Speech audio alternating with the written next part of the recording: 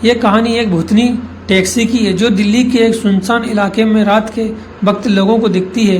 रात के करीब 1 बज रहे थे और रवि नाम का एक युवक अपने ऑफिस से लौट रहा था। वह एक अकेली सड़क पर खड़ा था और किसी टैक्सी का इंतजार कर रहा था क्योंकि उसे जल्द से जल्द घर पहुंचना था। कुछ मिनटों बाद उसने एक पुरानी सी पीली टैक्सी को अपनी ओर आते हुए देखा। टैक्सी बिल्कुल खाली थी और धीरे धीरे उसकी तरफ बढ़ रही थी। रवि ने राहत की सांस ली और टैक्सी को रुकवाया। ड्राइवर ने बिना कुछ कहे ही रवि के इरादे पर टैक्सी का दरवाजा खोला और रवि उसमें बैठ गया। उसने ड्राइवर को अपने घर का पता बताया और टैक्सी चुपचाप चलने लगी। थोड़ी देर बाद रवि ने महसूस किया कि टैक्सी का माहौल अजीब था। कार के अंदर बहुत ठंड थी, जैसे ही किसी ने एसी को बहुत तेज कर रखा हो, लेकिन एसी बंद थी। रास्ते में रवि ने ड्राइवर से कुछ बातें करने की कोशिश की पर ड्राइवर ने कोई जवाब नहीं दिया।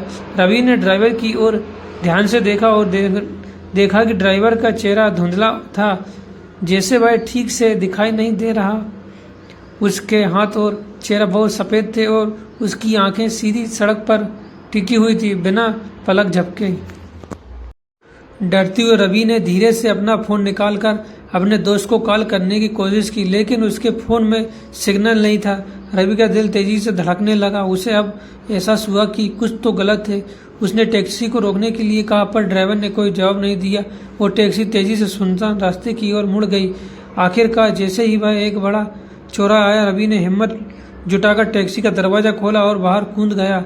गिरने के बाद जब उसे पलटकर देखा तो टैक्सी और ड्राइवर दोनों गायब थे।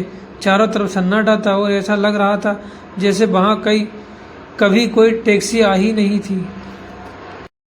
अगले दिन जब रवि ने अपने दोस्त को एक घटना बताई तो उन्होंने बताया कि कुछ साल पहले उसी सड़क पर एक टैक्सी का एक्सीडेंट हुआ था जिसमें ड्राइवर की मौत हो गई थी। तब से उस टैक्सी को कई लोगों ने रात में देखा है, जो सवारियों को लेकर कहीं अनजान दिशा में चली जाती है और अचानक गायब हो जाती है। इस तरह की कहानियां आमतौर पर लोगों के बीच डर और रहस्य का माहौल पैदा करती हैं और ऐसी सुनसान सड़कों पर लोग अकेले जाने से डरते हैं।